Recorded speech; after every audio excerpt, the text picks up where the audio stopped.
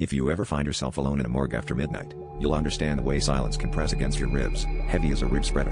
I'm a third-year med student, and tonight was my turn to prep the cadavers for tomorrow's anatomy class.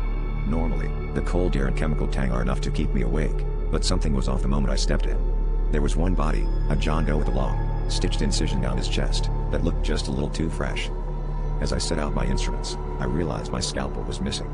I checked every tray, every pocket, even the floor, but it had vanished.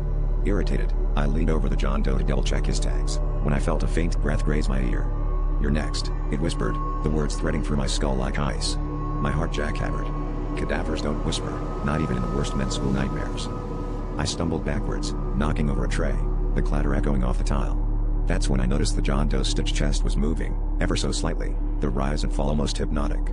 I froze, watching as the stitches began to bulge and split, a thin line of red blooming beneath the thread. On the slab beside him, another body seemed to twitch, and the room's temperature plummeted. I fumbled for my phone, only to see the screen flicker with static and a single message: "Scalpel returned." A cold, sharp pain bloomed at my side. I looked down to see the missing scalpel driven deep into my flesh, a hand, cold, gray, impossibly strong, wrapped around the handle. My own blood mingled with formaldehyde as the John Doe sat up, his eyes wide and empty.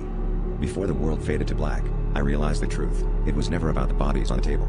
The morgue needs a new John Doe every year, and tonight, it chose me.